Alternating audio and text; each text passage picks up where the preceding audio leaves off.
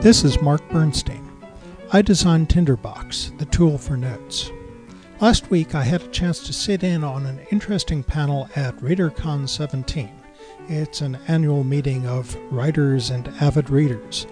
The panel set out to explore software for planning big narratives. Can we find a better solution than thousands of little pieces of paper? I'm Sarah Smith. This is basically the Exploding Head panel. That's Sarah Smith, author of The Vanished Child, Knowledge of Water, Citizen of the Country, and most recently of Chasing Shakespeare's. My thing in life is that I'm mostly a historical mystery writer, and currently I'm working on a project that is going to involve the history of the Elizabethan period, 19th century Brazil, 3 different kinds of religious scheme, none of which involves a pantheon, a lot of geography, a lot of strange animals, some of which talk.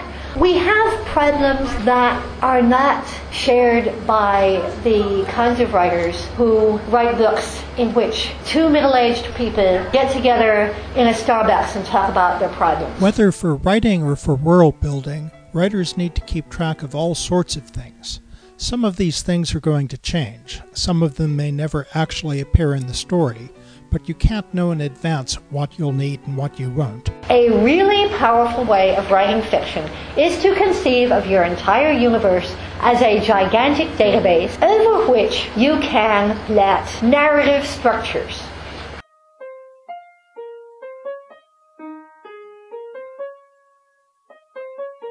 One key to Tinderbox is simply getting things written down.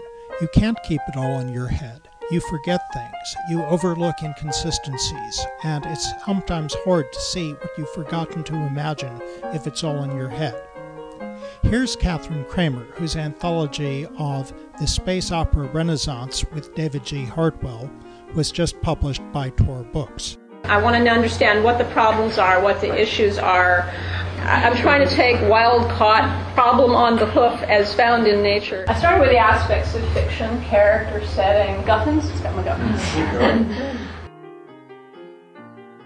Cramer discussed her new work in nonfiction, both in setting up a web information center after Hurricane Katrina and investigating a network of mercenaries and private armies. At first she tried using weblogs to compile information as it arrived, but that didn't work. I've gotten into some very long, complicated intrigues involving like fraudulent little private military companies and things like this. And what you end up with if you write a long series on a blog is, first of all the entries are in reverse chronological order, and they have frequent updates in which the nature of reality changes. Currently it's called an info mousetrap. So every once in a while my info mousetrap catches a mouse and I'm very pleased.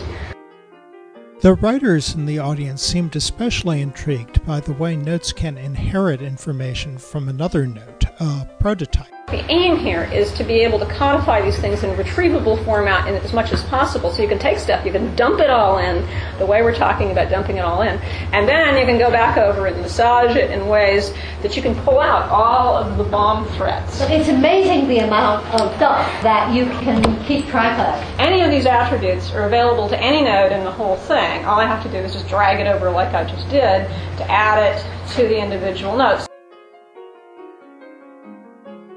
So, we've got a flexible way to take notes quickly and a powerful way to analyze them.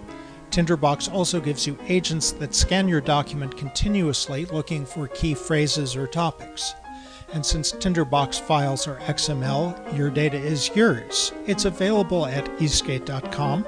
There's a free demo and lots more case studies. Thanks for listening to this one. I'm Mark Bernstein.